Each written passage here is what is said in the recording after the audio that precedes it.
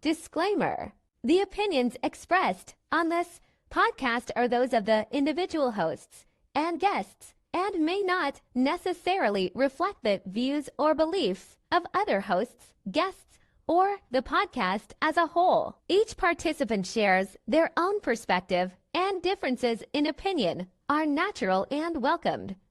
Listeners are encouraged to engage critically with the content and understand that diverse viewpoints are part of fostering healthy, open dialogue. Every time we're just like, hello, and welcome back to our 6th episode.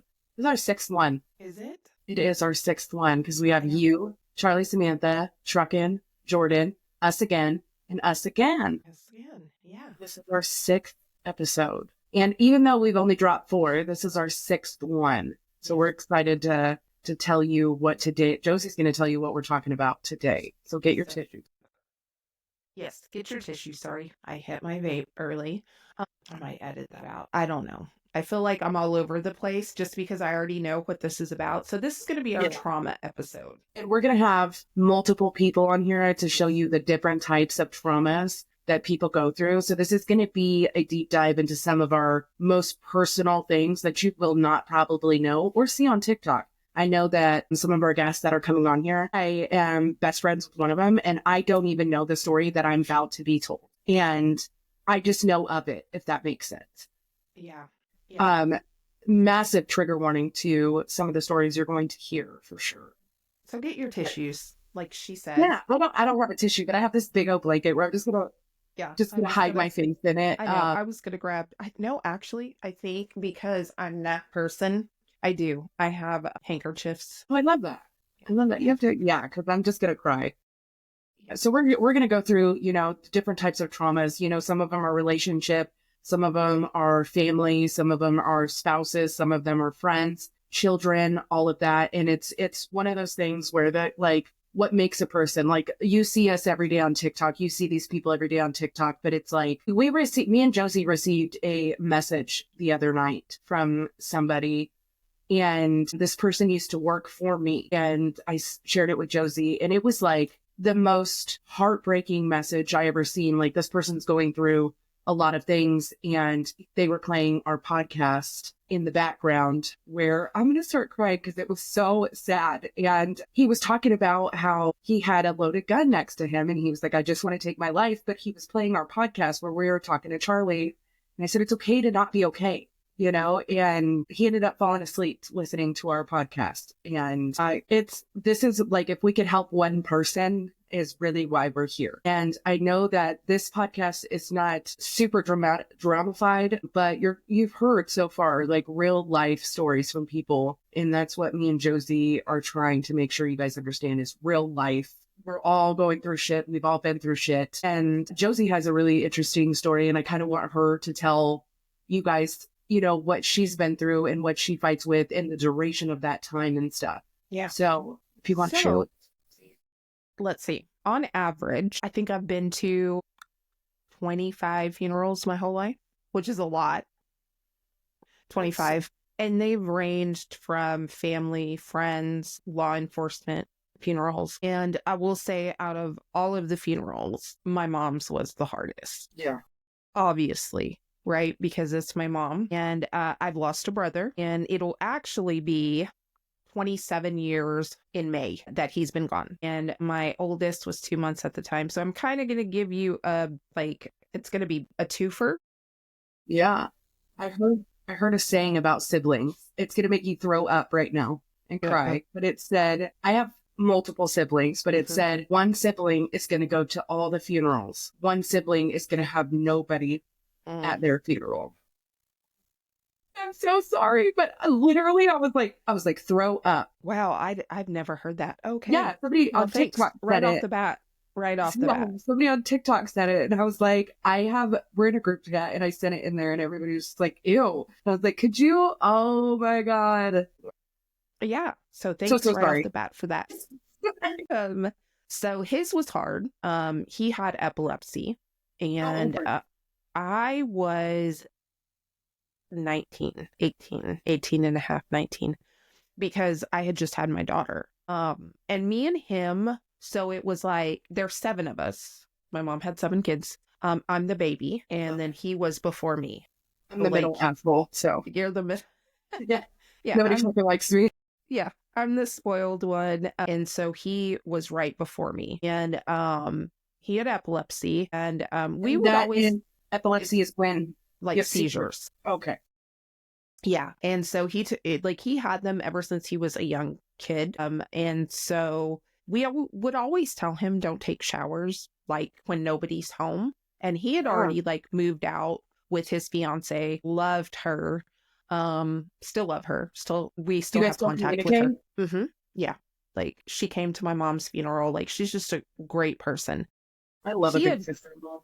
He just had gotten visitation, like custody, because he had a daughter, not with her, but with somebody else, and don't like her. And yeah, so we love a good sister-in-law because some are diabolical. Yeah. So he had jumped in the shower, took a shower, and had a seizure, and his heart couldn't take it and had a heart attack and passed away. And his fiance came home and found him in the apartment, and it was just like, I'll never forget.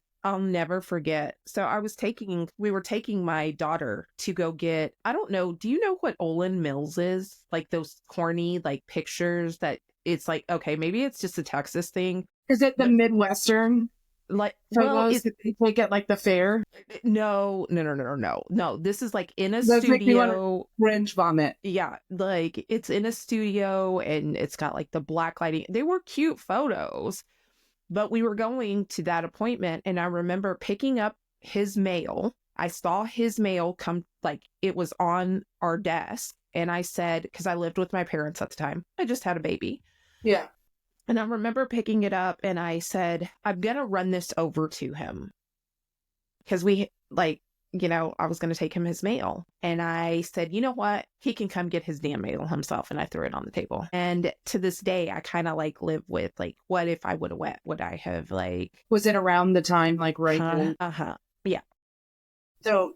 Yeah, that's the guilt that it's just never going to go away. It's survivor's guilt. Yeah. Like you always have that. So then his birthday and my mom shared a birthday. So my birthday is on the 20th. Theirs is on the 24th. So they shared a birthday.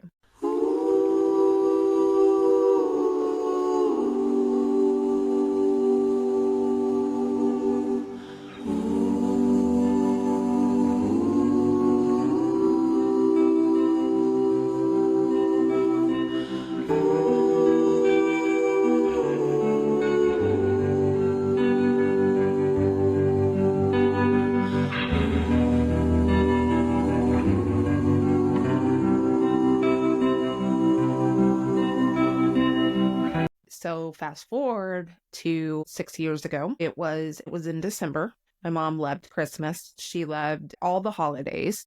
Yeah. I had taken my stepson to school, and I remember coming back because it's 2 towns over. And I remember seeing my parents exit, and I said, something told me, go see your parents. Something told me deep that, like, I don't know what, like, it was just like, go see your parents. And I had my little one, and I said, you know what? We'll go out this weekend. Today is max deadlift, because that's when I was really into the gym, like CrossFit, big time. And I went to the gym. And I came home, I showered, I was sitting down to eat like a late breakfast, early lunch type thing. And I remember my niece calling me, and she was hysterical. Now we have like a little joke. We can kind of joke where I tell my sister, like, look, if something bad is going to happen, like, I need you to call me, because like, I just couldn't, like, I couldn't comprehend her. Yeah. Which it was her grandma, but I was asking all these questions. Like, what do you mean? And she was like, they're doing CPR on Granny at the end of the road. My parents live on a big piece of land with my sister and my son now. And I'm like, what do you mean? Like CPR? Yeah. What happened? And she couldn't answer me. So I called my dad, and these words will forever like live with me. I'm like, Daddy, what's going on? Because yes, I'm 40 something years old and I still call my dad Daddy. And I said, Daddy, what's going on? And he said, um, they tried everything, but she's gone. And I'm like, gone? Like, what do you mean? Dad, I just talked. And I had actually tried calling her that morning, but Yeah. she didn't answer. So later on, I found out she was going. So my mom had congestive heart failure. She was diabetic. It had been a year. She had spent weeks in the hospital. She even went to a rehab facility to learn how to like walk again and all this stuff. Because it was touch and go then too. But she made it out fine. So we thought she was fine. And she was on her way to the doctor. And I find solace in this now, though. Then I didn't, but now I do. My parents always prayed before they even went to get a hamburger. Like that's just who they were. And they were praying for God to take them safely to the doctor because it's about 2 or 3 towns over. And my dad said he finished and she didn't say amen. And he looked over and she, What happened? Did she have a heart attack? They just said like she just died. Her heart just stopped. And so I find solace in knowing that she died with the man she loves doing what she loved, praying. I didn't see it at the time because I was so angry because I was like, out of the million people in the world, and I know some pretty crappy ones, why'd you take her? Like, I was so mad. I threw myself into the gym. Then the next year, I drank a whole lot. Then the next year, finally, probably I'd say the 3rd year is when I finally dealt with the trauma, like, of losing my mother, because she was my best, like, my compass. I wouldn't say my best friend, but my compass. Like, if I was going through something, I could go to her and I'm like, Mom, I don't know what to do. And I would pick up the phone so many times and she just wasn't there. And my mom would call me like a million times a day. And I remember getting so frustrated and saying like, oh my God, she's calling. And now I take that for granted, right? We do. You're like, we do. Fuck Mom, I'm not doing nothing, but she, and then we think about it as parents with us too, I'm going to call Brittany until the day she dies. Mm-hmm. Like on her honeymoon, be like, don't do it. Yeah, I mean, my mom was just, and I remember like there's bits and pieces of that time that I don't remember. Right. I remember falling to, like, they say in the, you see in the movies when people fall to the ground and you're like, that's bull crap. I know it's that. real. I know that, like, feeling, just what you're talking about, like, just all too well. I fell to the ground. My little was small. She was 2.5, maybe 3, maybe 4. I'm trying to remember. And I couldn't get a hold of my husband. So I called a coworker that he worked, like him and his wife were like, I was really good friends with her. We went to the gym together. And I called her and her husband could hear me screaming over the phone. And he was across the other side of the house. And he got a hold of, my husband was in class and they went and pulled him out. And she came and just sat with me. And I'll forever be grateful for her because I was screaming, like, and how traumatizing for my little one, right? Because she didn't understand. Just Mom's upset. Yeah, she was like, what the hell is going on? Like, what's wrong? Because I'm normally very cool, very like, hey, it's, you're the mom of our group. You're just like, let's figure it out, guys. Yes, we can do this. Like, let's sit down. No, not in that situation. I got dressed. We went out to see my dad, and he was, I think I even have a picture of him somebody took and they sent it to me. And he's just holding her nightgown and he's just sitting there. And I was like completely broken as a person. How is he right now? He misses her. How long were they together for? 60, 50, 56, 59, something like that years. Yeah, they were together for a lifetime. And and so that is a lifetime. That is longer than you and I have been alive. They have been together. Mm-hmm. Yeah. And they I'm so sorry. Yeah. Oh my God, I literally cannot imagine spending a life. But I mean, that is a lifetime together, but I just could not imagine spending my life with somebody and then continuing on without them, because he's spent more of his time with your mother than without her. Mm-hmm. So it's like, how do you navigate life without somebody that you've been with that long? Yeah. And me and him have had to have that talk of, if you're just holding, like, I want you here, but if you're holding on just to hold on for us, like, it's okay. And I'll never forget that conversation, because I, like, as a daughter, because I miss my mom. I can't even imagine. And he just sits at home, and he'll be 90 this year. My dad will be 90. 90? 90. And I mean, he still gets around. He goes and lets chickens out and, does all kinds of, but I think that's what keeps him like uber young. Yes, we've had that talk. Lifetime. 90? Yes, 90. What year was he born? I don't know. I have his driver's license somewhere around one of them. I think it's like 1930? Yeah, something like that. Yeah, something crazy. That man has seen Earth. Yeah, I mean, he is a veteran. He fought in the Korean War. He doesn't like talking about it because he's like, I had to do some horrible things over there. Yeah. And I'm like, I understand, Daddy. Mm-hmm. But a lot of men say that are from that era of time, like, are just like, the world now is not the same as the world that we fought to get here for. No, it's not. And so, so like, I had to learn how to grieve. And it's not, grief is such that emotion, right? Like, love is so much easier than grief, I think, because grief, you can be fine one day and totally horrible the next. Well, I think even fine 1 minute and then an hour later, you're just, falling apart and stuff like that. I think that is the worst.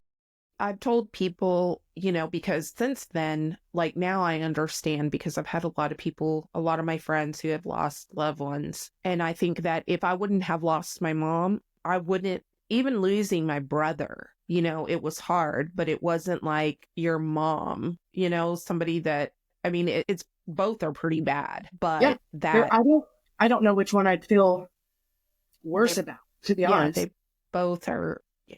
And so sometimes I tell people, some days we live day by day, minute by minute, or second by second. And that's exactly how I, around the holidays, around December, I'm just from December probably till February-ish, I'm not okay. I know I have to make sure my mental health is taken care of. Because I completely am a wreck.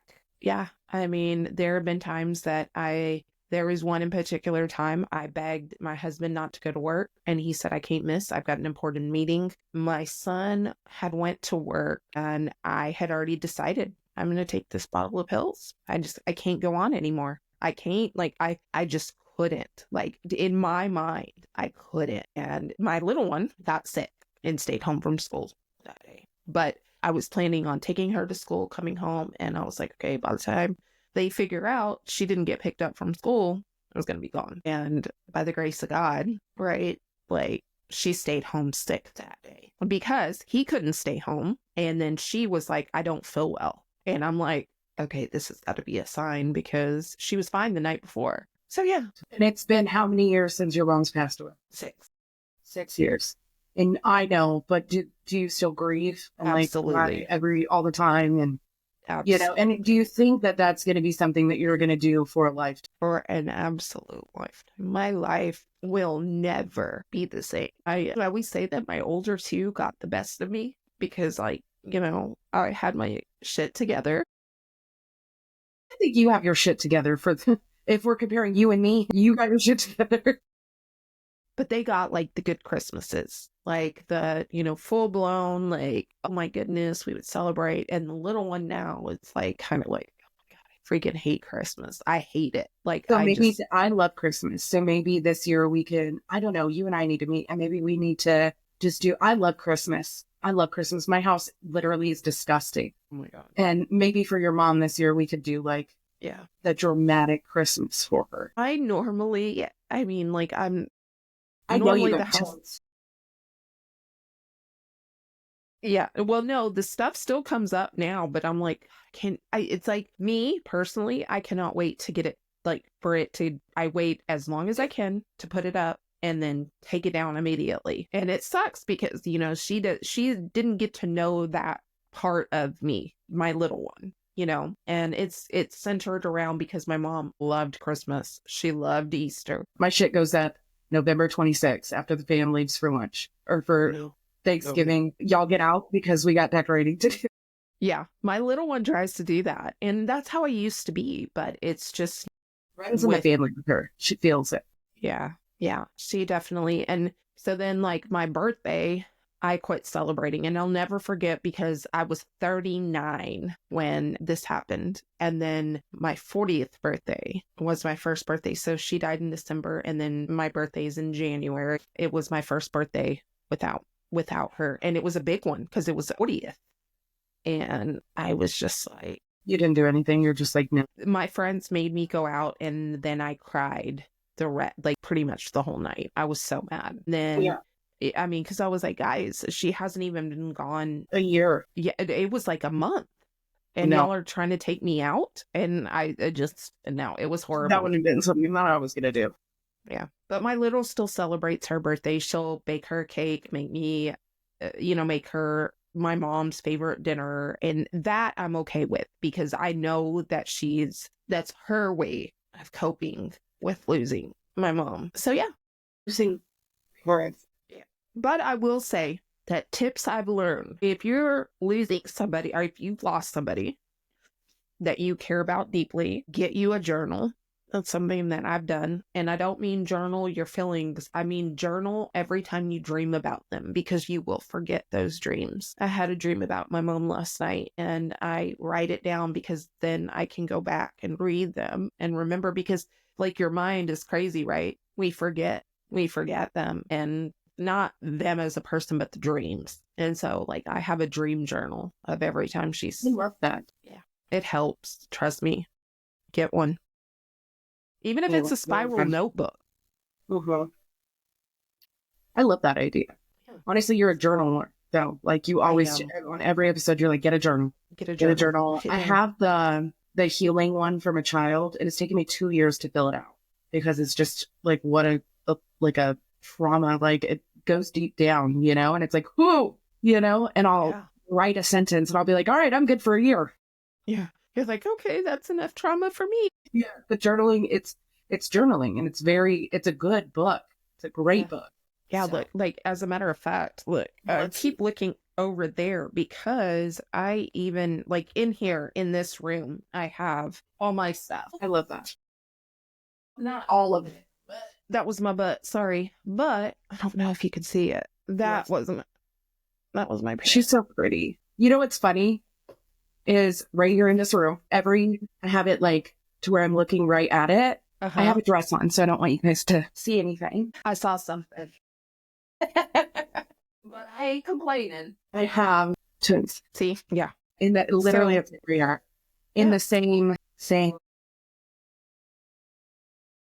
Yeah. So do you want to go into that? I know you're probably not ready because yours is fresh. And that's always the hardest part, I think, about grief is when it's happened. My daughter's standing right here. So, I mean, I don't even think she's heard either. So it's like, I mean, we can talk about it. That's what we're here for.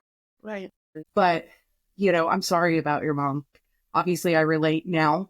Yeah. And I think when you said that, I'm already going to start crying. When you went to 25 funerals, is just...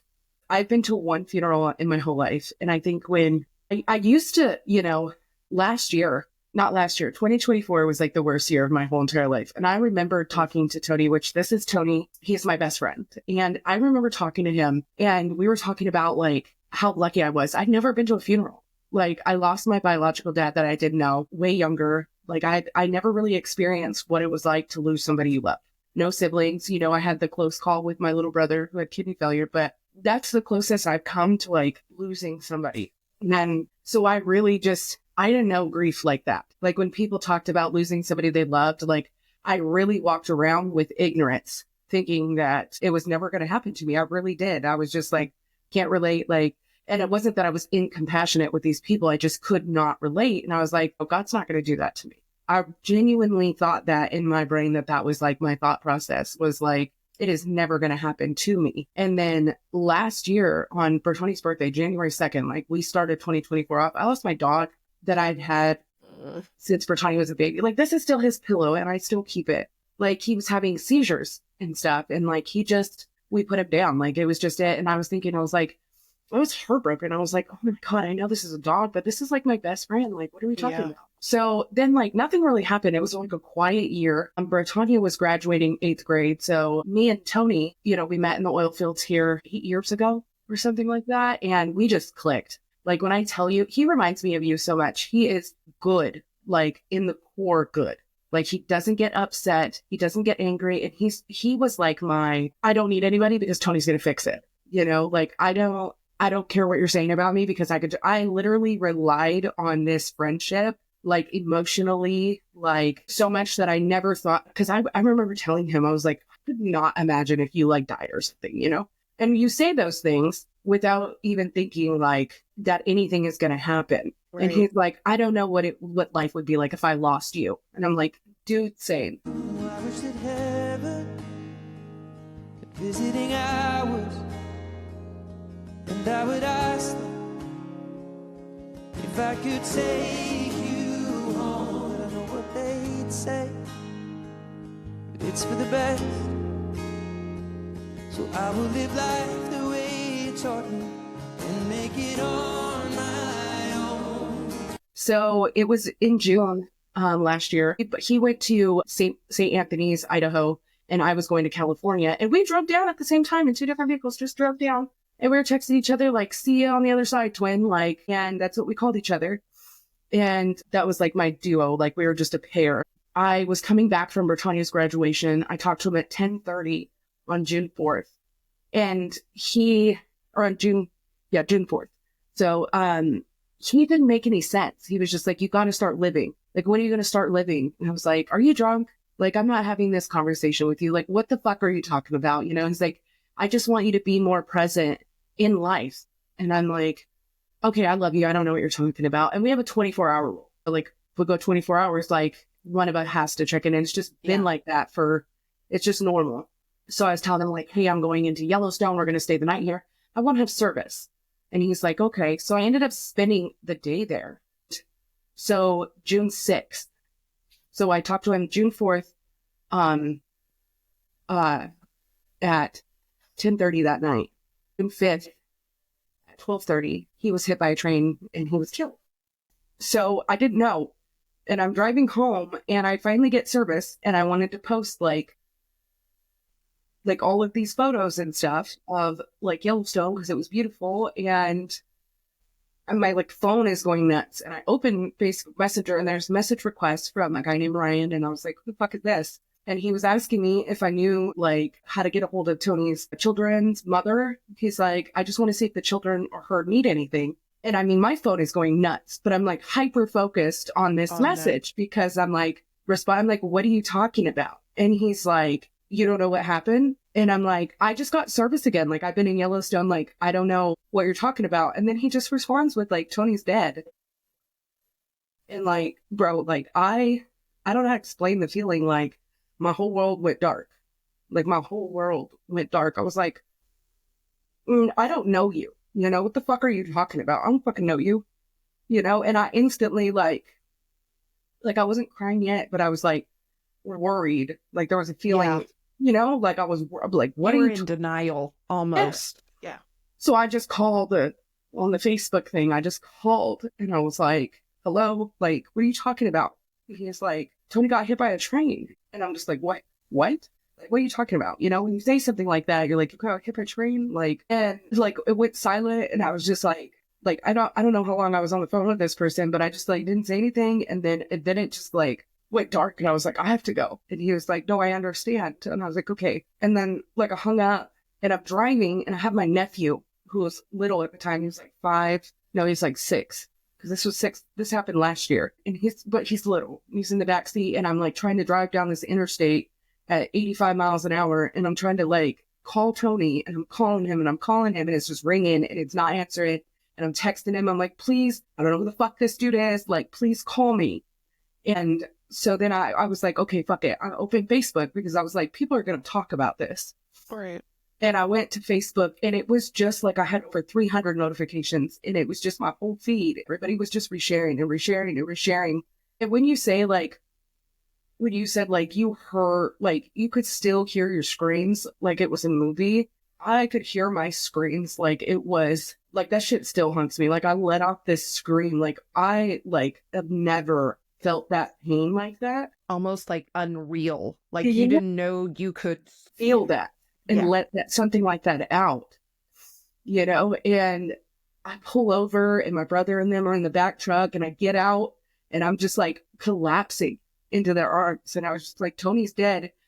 And I'm not angry, but I was angry because they found out the night before and they didn't tell me Nobody because felt we it. had 14 hours of driving left. So They your all family knew. My family knew that was caravanning with us. They knew. They found out the night before and they didn't tell me. And I was so angry. Like, I was so angry. I was like, they had people calling them like, hey, you need to let Bree know that Tony's dead. And they're like, we're not going to tell her that. And I'm like, how fucking dare you not tell me? You know? So I was so angry. And then I think life just like, I mean, you know, life just went downhill. Like it just went down and it went hard. I went to Tony's house the next day and I sat out there for 12 hours. I mean, She did. just sat there and was just like, I banged on the door and I was like, I called him, I texted him. I was like, I'm here.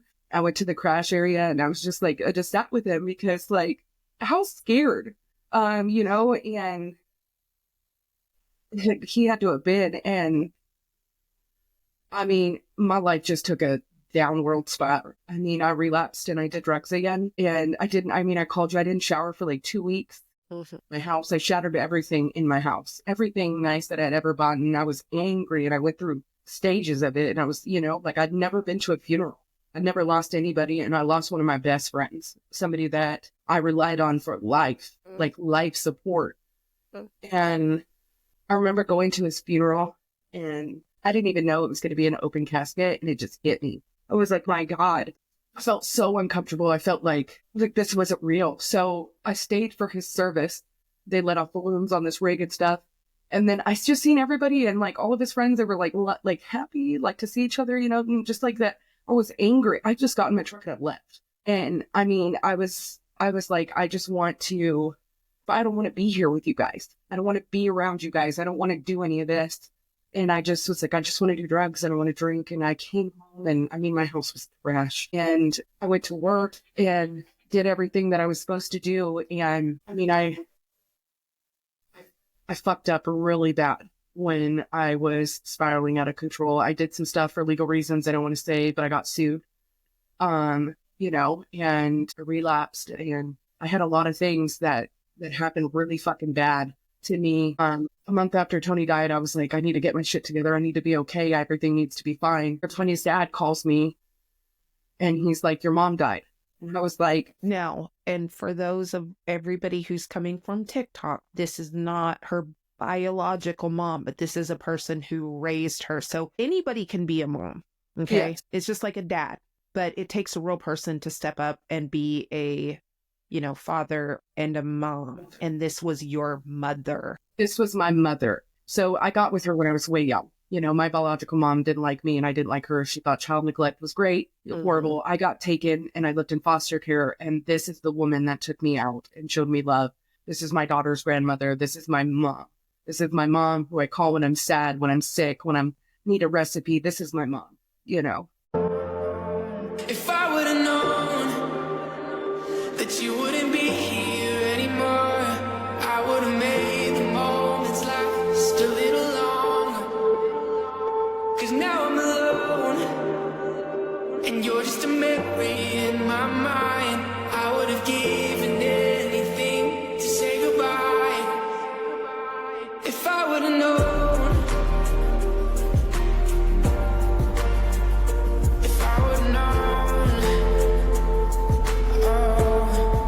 So I just lost Tony. We're talking 30. Yeah. And my life was spiraling. And Bertani's dad calls me and he said, you know, what's going on with your mom? And I was like, what are you talking about? And he's like, your mom's dead. And I was like, like it's like I need people to chill when they call you, okay?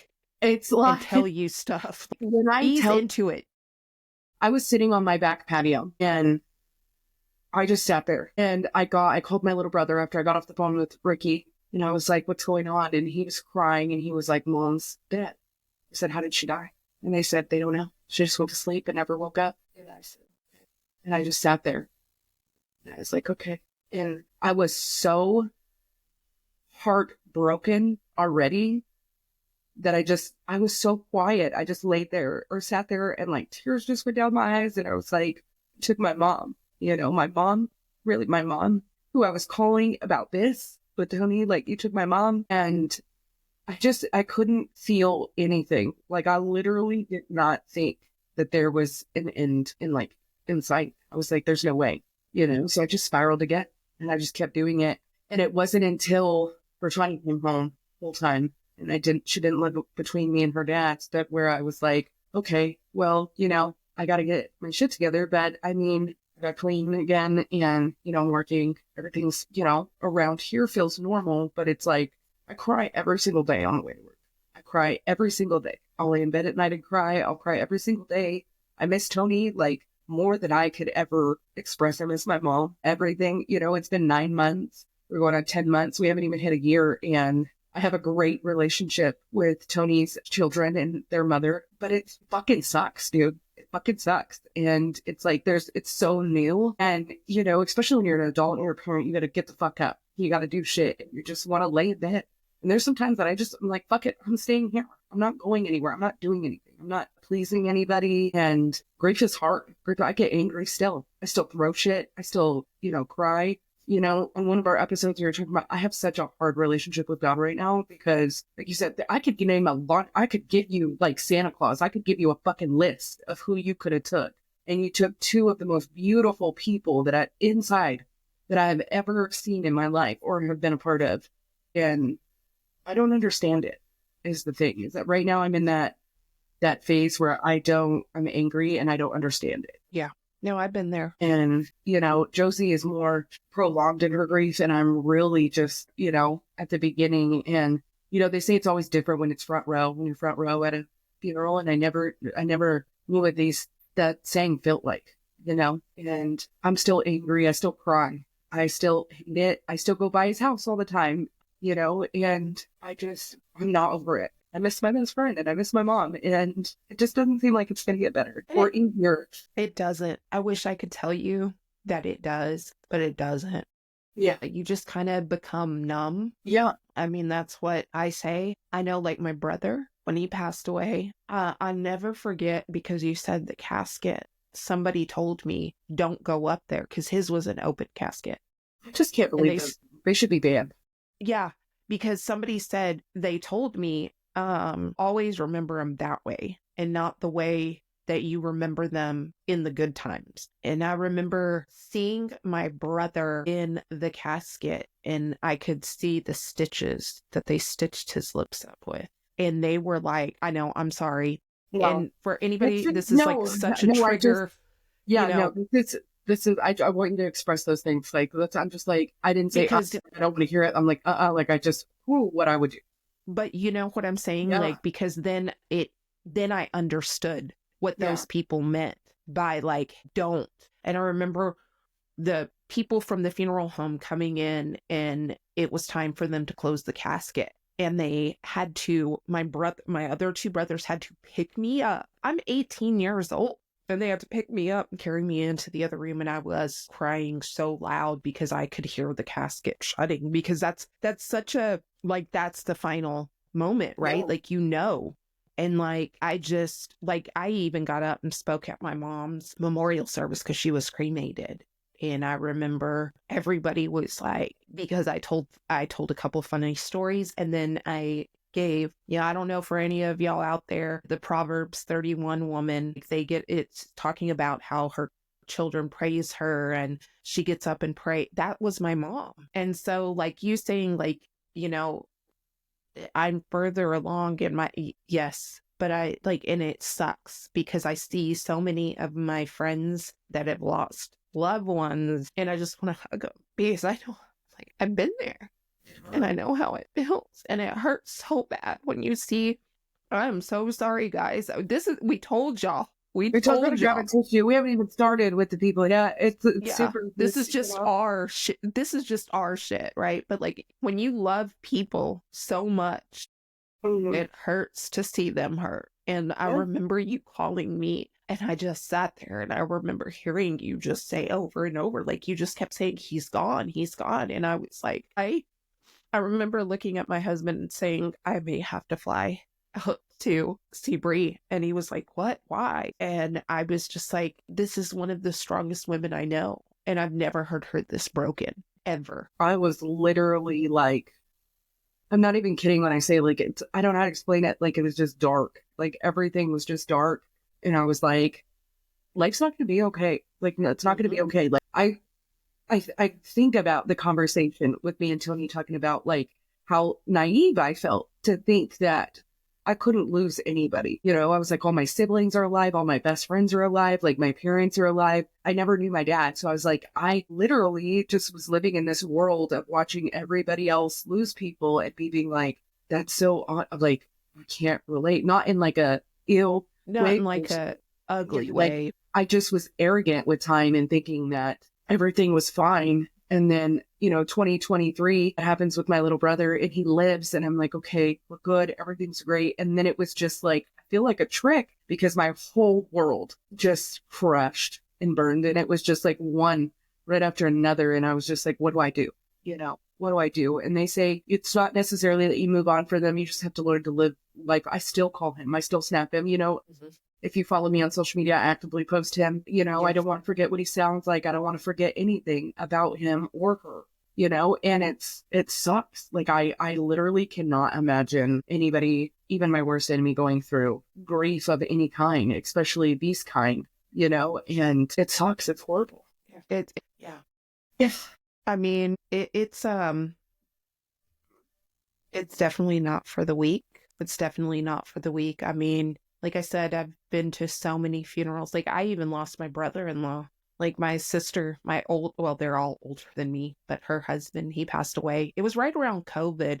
And I really do think that it was before COVID had hit, right? Like, we knew what COVID was. And I remember him being in the hospital, and I collapsed then too in front of the nurses, and they thought they were going to have to get a doctor. I had just had, and for the longest time, I thought that I was cursed because it was like I had my daughter, my oldest, and I lost my brother.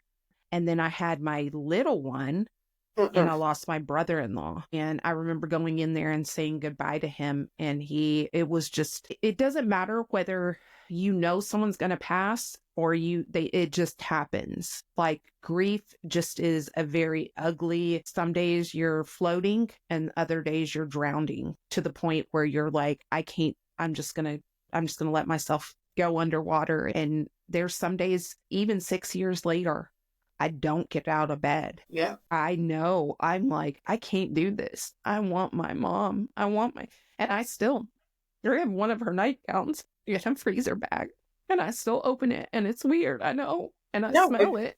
I have Tony's hard hat, and I have Tony's sweater, and it smells just like him, you know. Yep. And I suggest we sold his home, you know, in the estate to put it towards his children. And we're still, I think we meet with the lawyer on Tuesday, actually. But we still have a long process with Tony. So we're still in litigation with the probate court for Tony's estate because he had nobody assigned to it. Because him and Talia were not married. Because him being so young, he probably thought he didn't need that. His biological mother is a piece of shit. And I will say that openly and publicly. She's a piece of shit.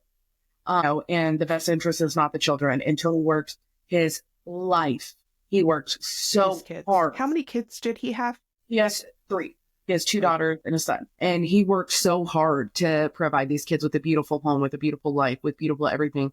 And I will be damned if I sat around and let somebody try to say that they were going to sell his home to buy real estate investment in Las Vegas. The fuck you are. Right. You know? So it's like, when I say I go through emotions, I go through so many of them because there's been so many behind the scene things with Tony. And I am the one that, thankfully, Tony and me are like you and I. We're complete opposites. He is so kind, so light spoken. And me, I'm an aggressive bitch. So it's like, if you think you're going to take somebody that I love, my best friend, and you're going to use his assets as a means to make your life better and not fuck around with his kids, like, you will not fuck around when it comes to his kids. Like, I promise you, I will beat the fuck out you.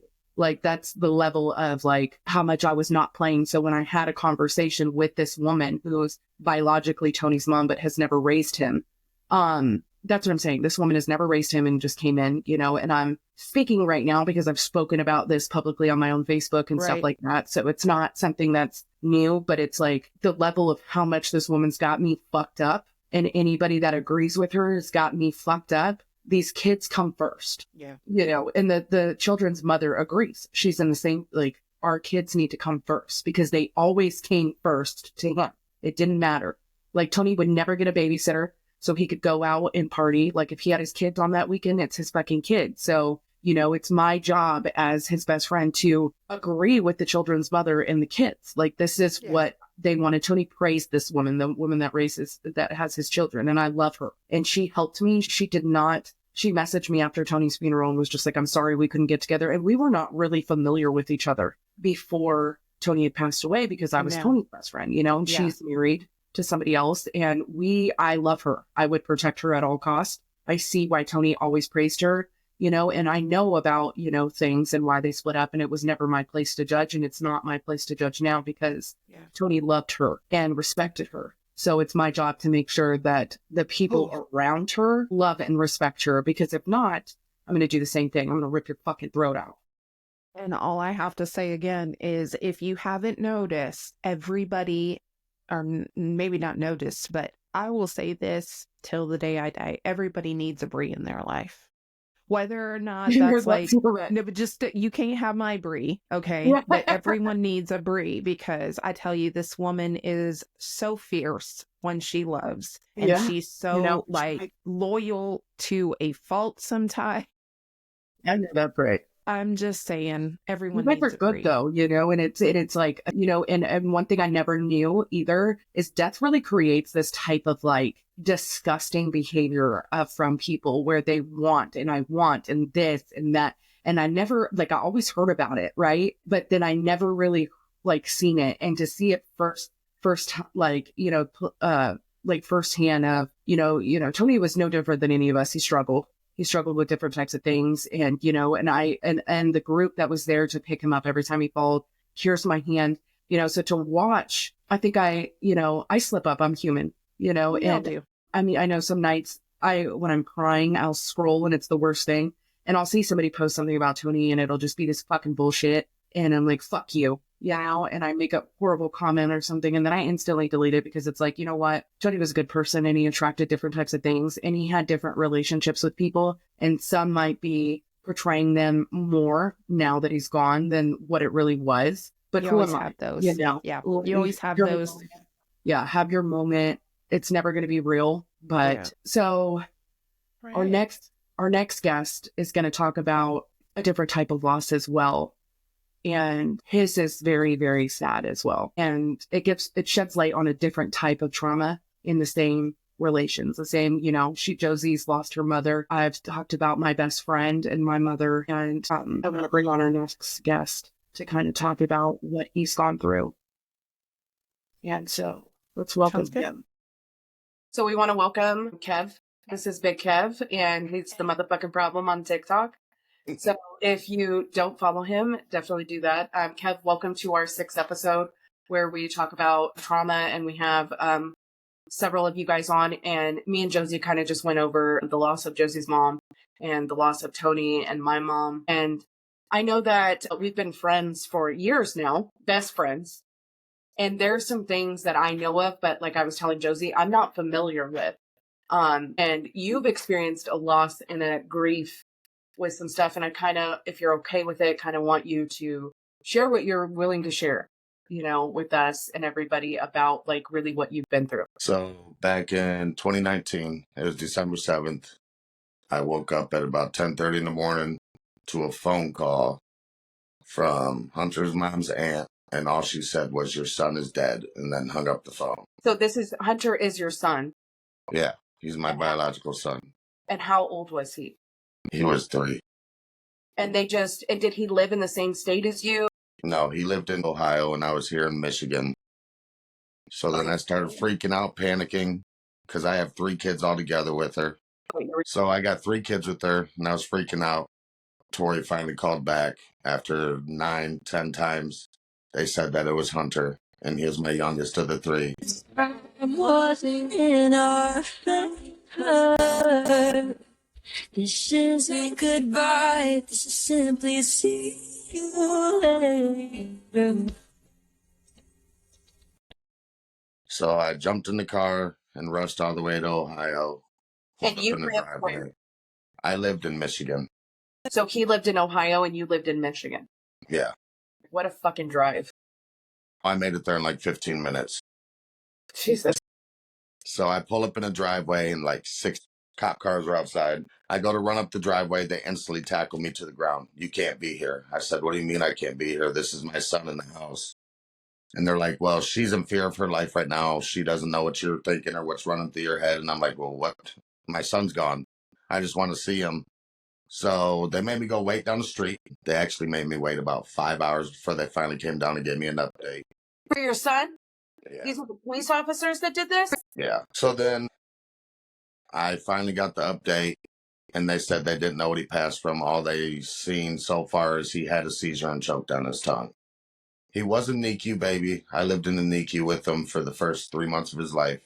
He had an irregular temperature. So at ours, our regular fever is not regular for him. He has to be over 98.7 to be okay. But so about a week goes by, and I get a call from the coroner. So before we go any faster, when you're at the house, did Tori go with you? No, I left everybody. My mom and them had to race there afterwards. And so when you got there and you went down, did your son's mother come out and try to like console you, let you know like, hey, this is what happened? No. Have you had a conversation with her about it since then? Did it go better than you thought? Maybe time kind of helped, or you can freely speak here. This is just, I mean, there's no really, I don't know how I would react. I mean, we've talked about how we would react in certain situations. There's no right way or wrong way to react. I mean, if you cussed her out, if you said some stuff to her, I did. Yeah, I accused her of killing my son and everything. Because how's my son normal the night before? I talked to him the night before he went to bed. And she told me they were putting up the Christmas tree, but he didn't want to help because he didn't feel good. He wouldn't eat his Taco Bell, so she let him go to bed. So I guess fast forward a little bit, I kind of skipped. The next morning, she woke up. She sent my son Dominic and Bentley downstairs to wake him up because they all went upstairs. Her and her boyfriend and the other 2 brothers went upstairs, went to bed. So it was actually Dominic and Bentley that found Hunter because she sent them downstairs to wake him up because they said it was kind of weird. It was 12 in the afternoon. He's still not awake. And she said that Dominic screamed out, "My brother's really cold and he's not moving." So your other sons found, they're not going to be able to recover from that. It's going to be horrible. Yeah. So speed passed. It took a while to actually believe it. Yeah. You said you were talking to the coroner? Yeah. A week later, the coroner's called, and I actually almost had a lawsuit with Ohio because they tried making him a COVID statistic because he got back from Florida 2 days prior. So they were going to just say it was COVID. Yeah, let's not do that.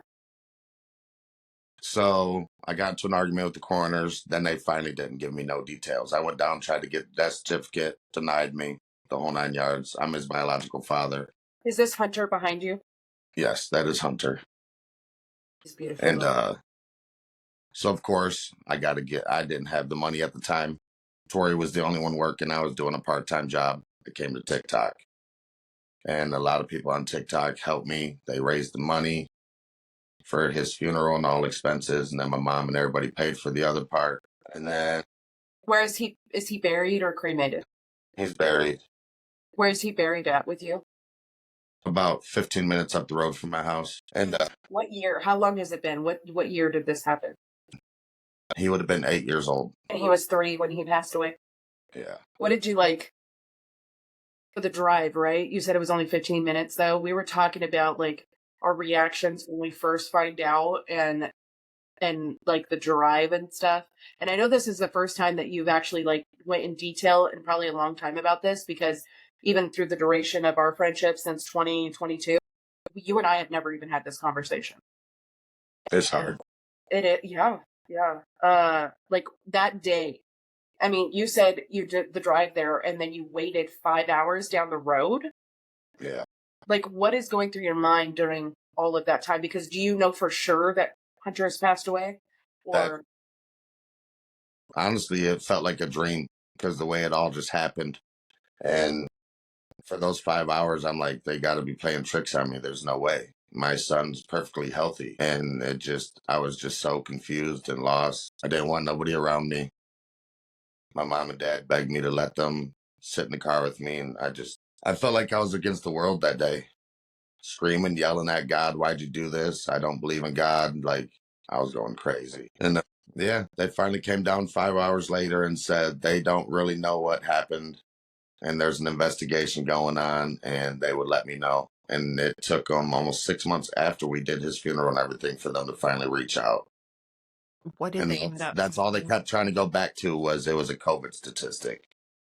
Because that's back when COVID was first like really bad and really started. Right. And they tried to use an excuse, oh, Florida was one of the main states that had COVID the most. And I'm like, there's just no way. And What did they end up saying happened? Like, or do you still? to this day, if you want the truth, Yeah. still don't know. Wow. so you said that they said that he swallowed his tongue, kind of? Had a seizure and choked on his tongue. But so the night before he was saying he wasn't feeling good. I mean, I guess I'm going to just get, because if we're being real, because this just seems like, so when you investigate something like that, so you're down there for 5 hours, right? And you're sitting there, and then it takes them 6 months to tell you, like, what do you think happened to your son? I don't want to speak about it. That's okay. It's okay. So your son passes away, and what happens next after the funeral? Like, what happens with you? With me? Yeah, with you. What happened? Went downhill. Got into a real bad drug addiction because I found out that painkillers block out a lot of pain and reality. So I was spending thousands of dollars a month on Percocets, thousands of dollars a month on cocaine. Almost left social media completely because every time somebody wanted to beef with me, they brought up my son and thought it was funny. Yeah, they do that. So that didn't help with my addiction. Got to the point to where I didn't care about nothing. Went into the woods, tried to take my life numerous times. Thought maybe if I smashed my phone, can't be found. Nope. The wife and mom found me. Still have nightmares to this day. There's days where I could be grocery shopping, thinking that I hear him laughing and giggling. Even though I know he's not here, I still go look or try to find that voice that I'm hearing. It's hard. And I don't wish it upon nobody. It's I told Josie, like, I'm still super new with mine. It's horrible. It's horrible. I only have one child. I don't know what I would do if I lost. I don't wish that on nobody. Not even people I don't like. I don't. It's the worst pain ever. And then also it makes it hard because my oldest daughter shares a birthday with him. So around holidays and her birthday, I feel guilty that I celebrate him. For the longest time, I didn't allow Christmas in my house. Actually, that month that he passed away, I threw the whole Christmas tree and all the kids' presents outside. Because I just felt like people were going to think that I forgot about him. It's a rough one. I've gained a lot of close people on social media from it. Even people that don't talk to me no more still helped me. Family I used to be in, it's not around no more, who run this. They raised a butt ton of money. No Label Society raised a butt ton of money. I'll forever be grateful to those people, even if I don't talk to all of them. Jake, Mo, and Jenna Lamont were a big part in it. They helped a lot. And that's why I'm so close to Jake today. Jake, he's a good person. It was rough. Funeral was rough. His mom was an hour and a half late. Showed up drunk, alcohol on her breath. And they wouldn't even let me go visit my son till she got there. They acted like I had no rights to my son. And I just went to a downward spiral, didn't care about nothing. Just all I wanted to do was get high. Because that was the only time I felt safe from reality in the world. I was so scared to get sober because I thought if I did, I was just going to kill myself. And then already being diagnosed with schizophrenia, that don't help. There's times where I'll have dreams where the devil comes and laughs at me. In my dream said I'd taken your son, now I'm going to take somebody else. Like, I have the most wicked dreams ever. So Josie recommended what she does when she has dreams of her mom. Josie's a journaler, so she writes down the dream, the day, and the dreams of what she had. I'm scared to do that. My schizophrenia makes people think that it's going to be used against me if somebody finds it. Well, not bad dreams, but Like your good dreams. when he visits you, just because, like, then you, because I know I forget. Like, I dreamt my mom last night, and it was like I told Bree, like, I also lost my brother, and so, and he had epilepsy, and he had a seizure in the shower, and so, but I can't even imagine. I've had friends who've lost their children when they were much older, and seeing a parent. No parent, let me say this, no parent should ever have to bury their child, ever. We're supposed to they're supposed to outlive us. For sure. And so going through something like that, I've seen it. I've seen people completely, like you said, spiral when it's their child, because, I mean, you know, even if you have more than one child, you have a unique relationship with every child, right? Like, I have 3, and I can't even. Is Hunter I look at Rayanne. Rayanne's definitely him reincarnated into a female body. Because this boy was hyper. He loves Spider-Man. We buried him in his Spider-Man costume, actually, and everybody wore Spider-Man to his funeral. So she reminds me of him a lot. The random cussing at you, the random just trying to be funny. He would climb up the couches and jump off them. She does all of it. So that kind of helps me in a way. But seeing anything Spider-Man, like, it breaks me. So how long after did you because I know you're sober right now, which is congratulations, because I mean, losing a child, I think that I would just, reality, I'd probably not be here. But how long have you been sober? I'll be 2 years clean April 8th. Good. Because it got to the point to where I was waiting. As soon as Tori got paid, of course, we're married, got a joint bank account. I'd strip that whole bank account and just take off, and I would leave for days. Yeah, she's my wife. That's my ride or die. Like I said, when it made me spiral, after 3 months or 3 days of marrying her, I cheated on her. She walked in on me with another woman. I was continuously cheating on her. I had a lot of hatred for women because of my baby mama that I feel like I took it out on her.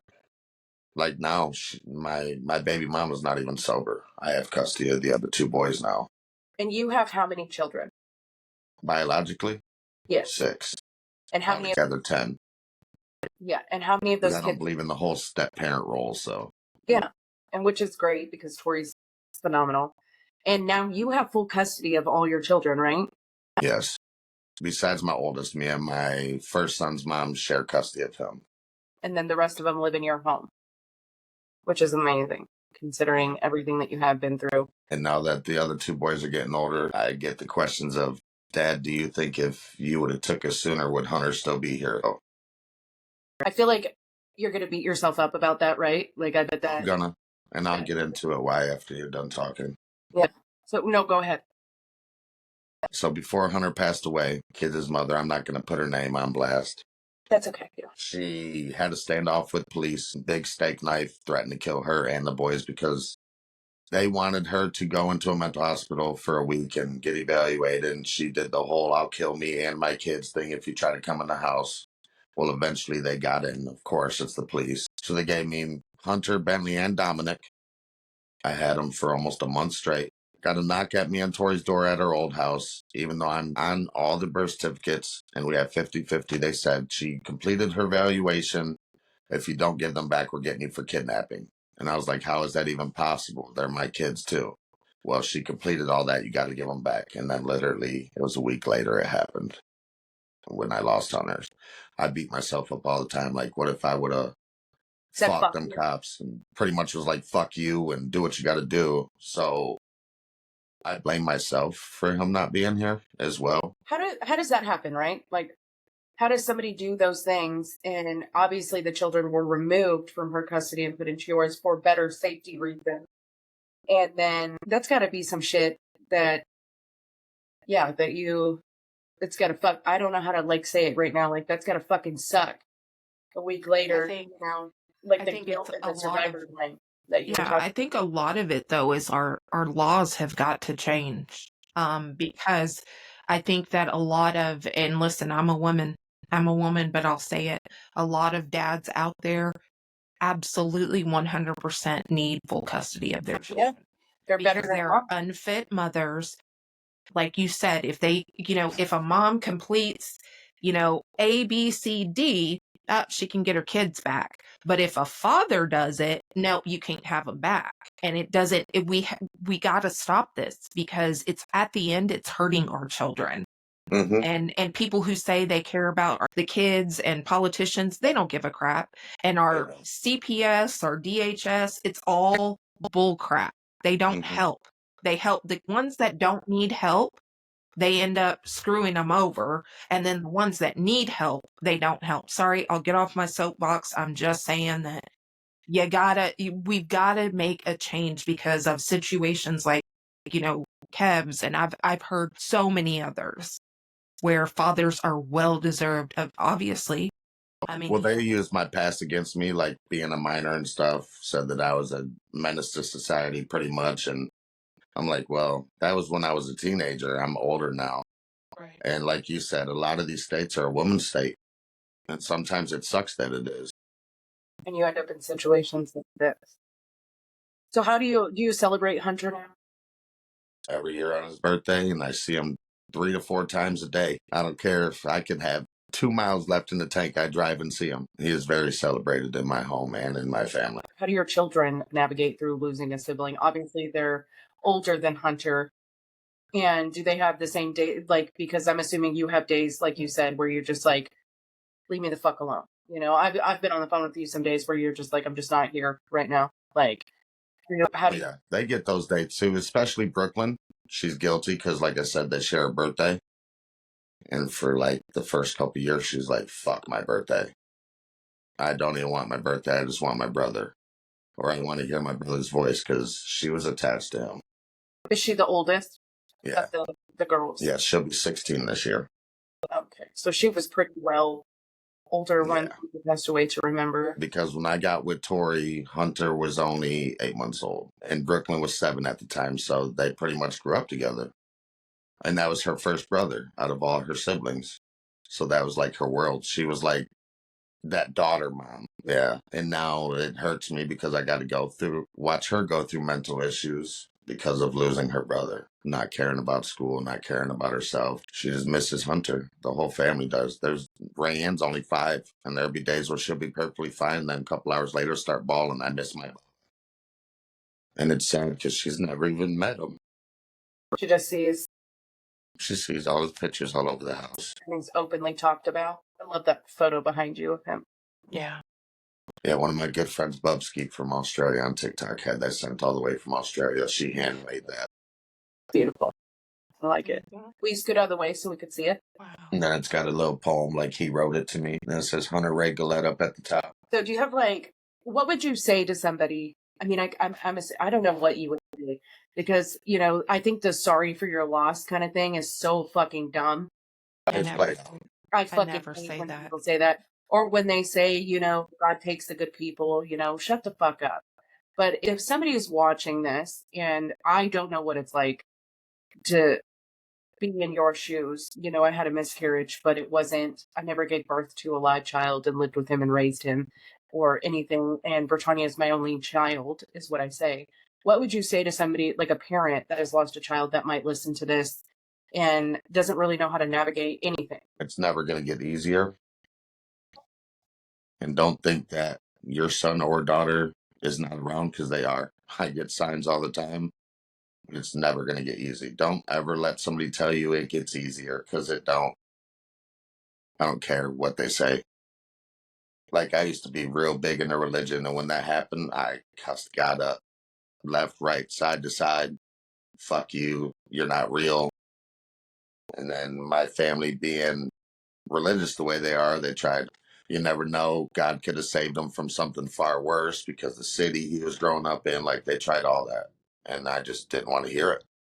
Do you still feel that way today with God? I try not to, but I have my days still. Still have my days where I just want to hide, cut off my phone, go get high. But I try not to because I got 9 other faces looking at me. I love you, and I can't imagine what you're going through. And I'm sorry.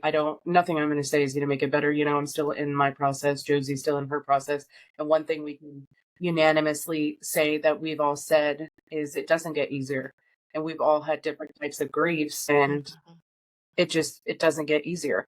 It's horrible. It's heartbreaking. It's, and Josie didn't, but you and I kind of had similar outcomes afterwards of, drug abuse and alcohol abuse and stuff like that, because it just really numbs everything. You don't feel everything, or you don't feel it as intense as what it's like in life right now to be sober and have to fight every single day to be sober. And like you said, painkillers really they take the pain away. It's literally in their name. You know what it's like to be sober and watch your 3-year-old kid go into a ground? I can't literally, like I said, I don't even know how I would be standing, Well, it took state police to come remove me from the cemetery. I refused to leave. Once he got lowered, I jumped in there. Yeah, I can imagine. I've watched some research about, or I did some research about, like, people and childbirth, or their child dies. I'm sorry. And there was a trend on TikTok. I don't know if you guys seen it, but it was the lady who buried her son in the Black Panther. I don't have to send it to you. I just went down this, clicked on one video, and you just go down a rabbit hole, and it just, my whole heart, just collapses for people, because it's like, I can't imagine. I just can't. I don't know what it's like to feel what you feel every single day when you wake up. Yeah. So that's why I tell everybody, even if me and you don't get along or we don't talk no more, you go through something like that, reach out to me, because I try to be there for parents that lose their kids. And it's rough. It really is. Like I said, there's times, even still to this day, I'm scared to go to sleep at night because I just don't know. Am I going to have a dream? There's days where I can be perfectly fine, happy as can be. And then it just takes that one thing to remind me, and instantly it changes. Pissed off at the world. I hate everybody. I have a question. So, because I just don't know. I feel like it would for me, but so does that make you frightful for losing another child? So it's funny you say that. Yes. When Ryan was a baby and Autumn was about to turn 3, I literally sat in her room for 2 days straight until she turned 3 and watched her sleep. Did not go to sleep for 48 hours.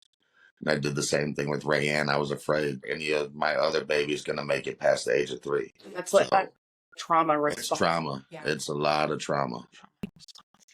Still to this day, I'll get up in the middle of the night and go check and stare at them. Are they breathing? I'll feel them. Or I'll even wake them up, jump scaring them just because I'm checking on them.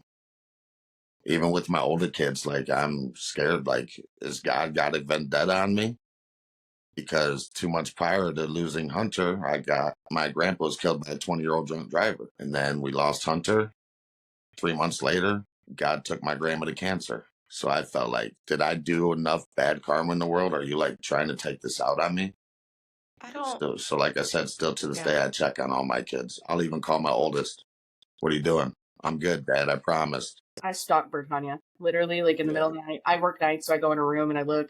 And I mean, I'll call her everywhere. I look at her life 360, 3 million times a day, even if she's in the other room. I do not give a shit, because I am so scared that, she's all I have.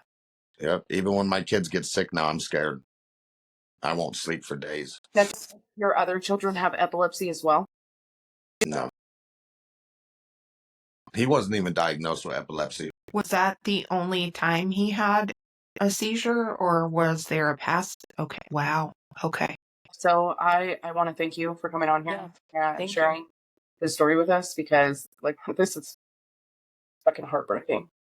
I'm obviously a phone call away. Josie's a phone call away. I mean, and like I told Josie this year, maybe we should all just celebrate. Let's celebrate something great. I mean, all of our dates are coming up, right? I have June, you have December, Josie, you have December as well, right? Mm-hmm. So you two definitely have something in very close in common. So I think a lot of people this year are super sad. And I'm going to come up on my year of that first year is I know that I'm going to collapse, but I'm going to try my best. The first year is the worst. Celebrate, do something loud and big. Just be like, I still know you. I still remember you. You're still here. So I would love to do that. Me too. Yeah. But We love you and thank you for coming. Love you. I love you guys too.